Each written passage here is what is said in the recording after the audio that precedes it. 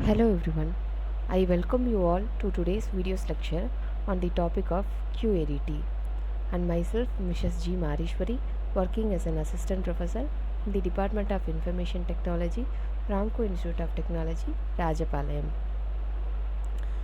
Actually, queues are part of our everyday life. For example, think about standing in a line at a ticket counter or waiting for your turn at a ATM or even the sequence of tasks waiting to be processed in your computer must follow the concepts of QADT, right? So, for today's session, the agenda of this presentation is here. So, we are first going to see about the definition of queue. Actually, queue is a linear data structure that stores the items in the first in first out manner. That means first element that is added to the queue will be the first one to be removed. Best example for this queue is consider a real life queue of consumer who are waiting for accessing any particular resource where the customer came first is served first. So this is the just pictorial representation of queue. Here we can able to perform certain insertion and deletion in the queue. So in this end, this is the rear end. In the rear end, the new person will be joined at this rear end. So the process of inserting new element into the queue is represented as NQ. From the front end, the person who gets serviced will be removed from this front end. So that process is called DQ. So next is about basic operations of queue. We know each and every data structures have some basic operations such as insertion, deletion, searching and traversal. Similar to that, queue also has some important operation. Here NQ is mainly used to insert the element to the queue and DQ is used to remove the element from the queue. So according to the list concepts in Python, if we fix the size of the list at the beginning, then we can able to store only certain particular amount of element into the list. Once we try to insert the element into the queue which is already filled, then the constraint will occur is represented as the queue overflow. We can't able to insert the new element into the list once the list is full.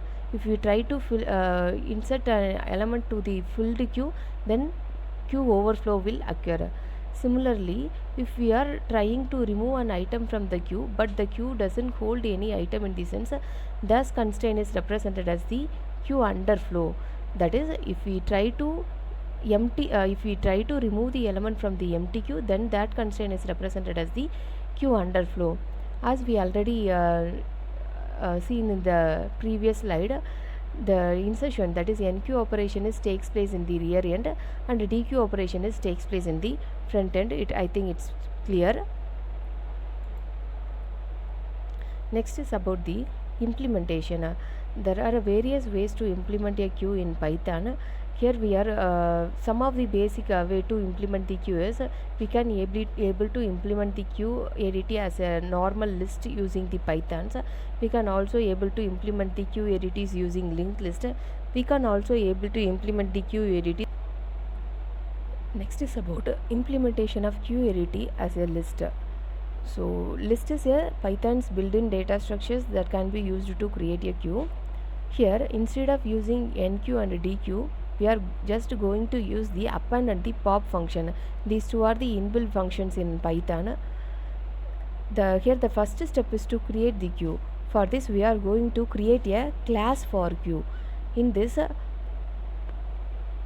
class, here we are using the parameterized constructor. Here we are just passing the size as the input for this function in it.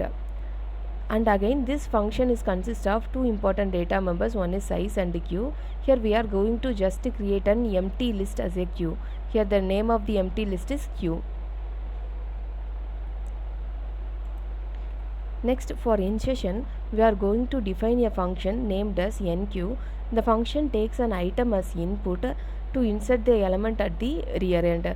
Before inserting an element into the rear end, we first check this constraint. We first check whether the queue is full or not. This can be ensured with the help of this statement. First, we are using this length function to find the number of elements that is filled in the queue, and we just compare the number of elements filled is less than the size of the queue or not. If it is satisfied in the, if this constraint is true in the sense, we will execute these two statement. Otherwise it will print the queue is full or the queue is overflow. Like this the statements will be printed. So if this constraint is satisfied in the sense, there is the space available for us to insert an element. So we just call the append function and insert that particular item into the queue list. So append will automatically add the element to the rear end. After the element get added into the rear end, we use the print statement to just print the item which is lastly inserted into the list. Next, for deletion, we are going to define a function named as dq. So dq defaultly goes to the front end and delete the element from the front end. Before deleting that element, we first check whether the queue is empty or not. If the queue is empty, in the sense there is no element present in the list to delete, so it just print the queue is empty. If the queue is not empty, we just pop the element from the front end and store it in the temporary variable item, and this print statement is used to print the deleted item from the queue. Next, this peek function is mainly used to display the element from the front end. It displays the element which is available in the front end. This peek will not delete the element from the front end, it just display the element which is available in the front end. This display function is used to display all the elements present in the queue. Peek will display only the element which is present in the front end. Display function is mainly used to print all the element present in the queue. So here first we are creating an object named as queue, and the size of the with the help of calling the class queue. Here the size is fixed as 5. Initially 3 values are inserted, 1, 2, 3. So these are defaultly will added into the rear end of the queue, and this is just shown in this output side. First item enqueued is 1, second item enqueued is 2, and the third item enqueued is 3. After inserting these 3 items, the queue will be, here we are using this display function to display the elements available in the queue. So it shows as 1, 2 and 3. Next, peek function is used to display the element which is present in the front end. So at the front the element present is 1, it is shown here. While we are calling this dq function, it automatically delete the element from the front end. Here the element at the front end is 1, it is dq'd and it is shown here. Again, if we display, if you are using this display function to display the elements in the list, except one, other 2 elements are listed here because one is deleted from the queue. So again here check the front element here present is 2. If we call the dq function, it will delete the element 2. So it is shown here, dq'd item is 2 here. Again if we call the function dq, it will delete the remaining one element which is present in the queue, which is 3.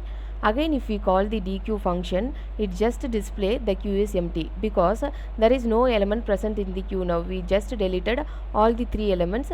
So if we try to dq the element from the empty list, it just show queue is empty.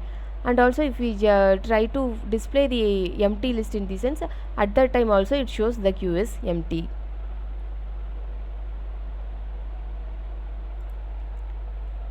So these are all the several advantages of using queue.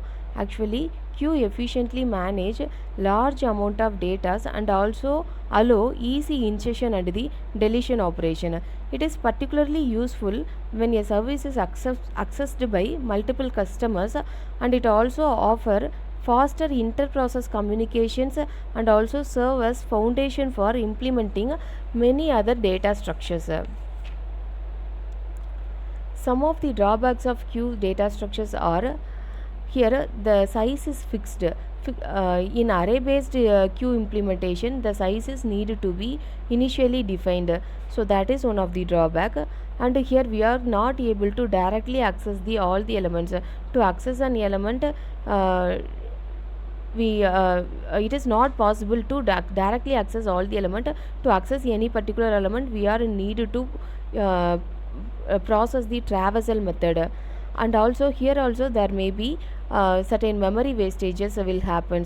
For example, in linear queues, memory space can be wasted after DQ is performed until the elements are shifted from one place to another place. These are all the several drawbacks of QADT.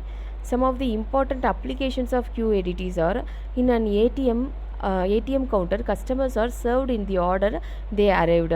Similar to ATM, in ticket counter also, people waiting first will get the ticket first, right? When Similarly, when multiple keys are pressed in the keyboard buffer will store them in a queue and then process them in an order it was entered. And finally, we just reach the end of the session. I hope you all understand the concept. Thank you.